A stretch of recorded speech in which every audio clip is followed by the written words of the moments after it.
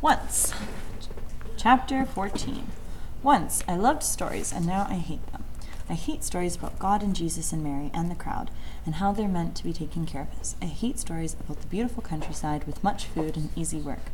I hate stories about parents who say they'll come back for their children and never do. I roll over on my bed.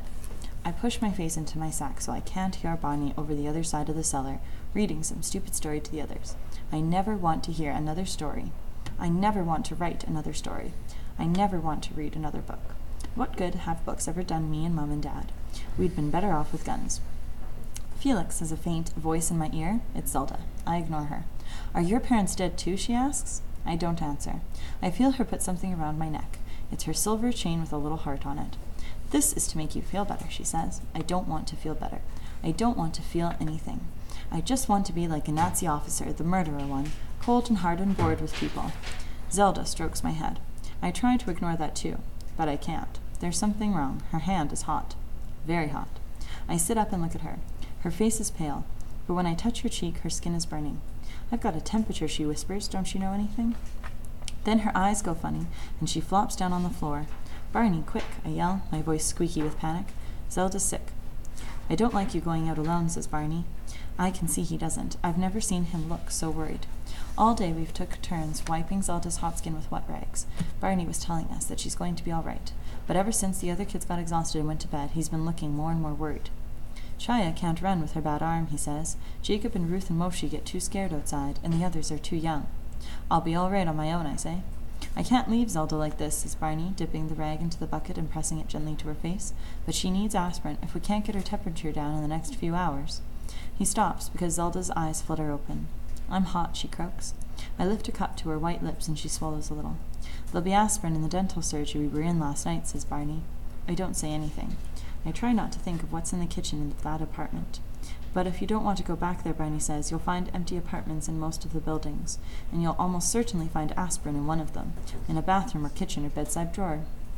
I know about aspirin. Mother Minka used to get headaches from crying too much. Are you sure you can do this? Asks Barney. Yes, I say. I know what Barney was going to say before Zelda opened her eyes. If we can't get her temperature down in the next few hours, she'll die. I must find her some aspirin. And there's something else I must bring back for her as well. I slip quietly out of our building without anybody seeing me. Logetta's streets are different tonight. They're just as dark and scary and full of litter as always, but not so deserted. Nazi trucks are zooming around. German soldiers are running in and out of apartment blocks. In the distance, I can hear shooting. I creep into an empty apartment. No aspirin. I try next door. Yes, a whole jar, but I haven't finished yet. There's something else I need to find. All the apartments in this block seem to be empty. I can hear Nazis down the street, but I haven't seen a single Jewish person. I creep down yet another apartment hallway, holding the candle out in front of me, so I don't trip over any toys or ornaments or smashed photos on the floor. More gunshots in the distance. This will have to be the last apartment. If I don't find it here, I'll have to give up. I close my eyes as I step into the kitchen, and I open them slowly. After last night, I won't be able to go into the kitchen with my eyes open again. This one's all right, except for a big dark stain on the floor that could just be gravy. I ignore it and start opening cupboards. Nothing in the top ones. I bend down and start opening the bottom ones.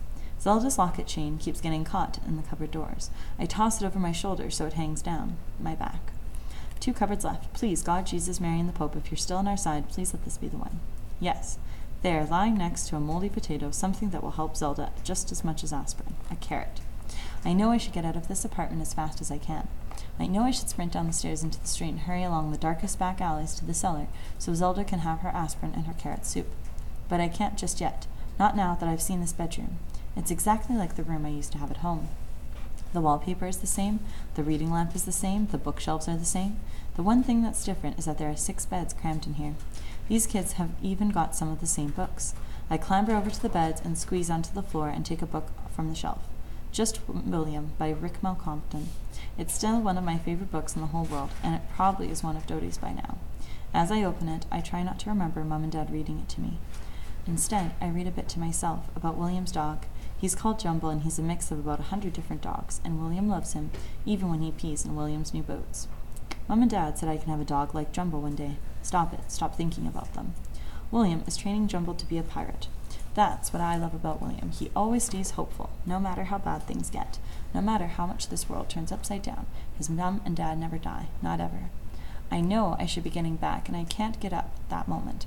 All I can do is stay here on the floor with just William and Zelda's carrot, thinking about Mum and Dad and crying. What's that noise? It's dark. The candle must have burnt down. Oh no, I must have fallen asleep here on the floor. The noise again, thumping, a dog growling. Jumble? No, there's somebody in the apartment. Several people, boots thumping, torches flashing, men shouting in another language. Nazi soldiers. Where can I hide? Under the beds. No, in every story I've ever read, somebody hides under a bed and they get caught. I know, under the books. I lie next to the bookcase and tilt it forward so all the books slide off the shelves and onto me. With one hand I arrange the books over all the bits of me that feel uncovered. It's not easy in the dark. I pray to Rick Compton that I haven't missed any bits. Then I slide my hand under the pile and stay very still. Bang! The bedroom door is kicked open. Torchlight stabs between the books. I hold my breath. I can hear someone else breathing, then footsteps leaving the room. I wait. More banging and shouting in other rooms, dogs barking, getting farther away. I think they're gone. I wait more. I can't hear them at all. I scramble out from under the books. I strike a match and find just William for Zelda and the others. Then I run. Down the hall, out into the stairwell, down the stairs, skidding on the clothes and shoes that have been chucked around everywhere. Jumping over the cooking pots and musical instruments. Oh no, I've tripped. I'm falling. Ow. Quick, get up. I don't think I'm hurt. I've got my glasses, the carrot, and the aspirin are safe in my pocket. Just William is still in my hand. That wasn't as bad as it could have been, except the torchlight that's suddenly dazzling me from the doorway of one of the ground floor apartments. It's a Nazi soldier. He's yelling at me. He's got a pile of clothes and stuff and a box clutched to his chest. He's aiming his torch at me and coming closer. I put my hands up to show I'm not armed. A soldier tucks his torch under his chin. Why does he need a spare hand? For his gun? No, to grab just William from me. He stares at it, frowning, and he puts it in his box. Now he's staring at something else, on my chest, Zelda's locket, which is smashed and hanging off the chain in two halves. He peers at it, breathing smelly drink fumes out of his hairy nostrils. Then he lets go of it, turns and sticks his head back into the apartment and starts yelling. I think he's calling to someone else. A William fan, maybe? I don't wait to find out.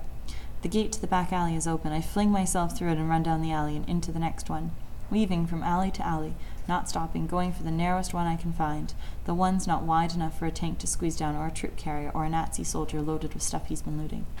I only stop when I suddenly find myself in a wide street, bright with moonlight, empty and silent.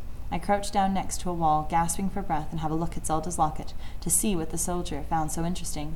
One half of the locket is empty. In the other half is a tiny photograph, a man and a woman standing in front of a Polish flag. Zelda's parents. They must be, her poor dead parents. The woman has hair a bit like Zelda's, only shorter, and her face is a bit like Zelda's, only older. I rub some Nazi finger grease off the photo and see Zelda's father more clearly and the clothes that he's wearing. I almost stop breathing, even though I'm desperate for air. Zelda's father is wearing a uniform, a Nazi uniform. Thank you, God, Jesus, the Pope, and Rickmal Kampfmann. I thought I was never going to find my way back, but now I am now. Here. This is the street next to where our cellar is. If I can get past the corner without any Nazi patrols coming along, I'll be in our cellar in no time, and Zelda can have her carrot soup and aspirin. I know what you're thinking. God and Rickmal and all the others. If Zelda's dad's a Nazi, does she deserve carrot soup and aspirin? Yes. She can't help it her father dead. Plus, he's dead now, and so's her mom, and I don't know if she's got any other living relatives. But after what we've been through together, that makes me one, and I say yes. Oh no.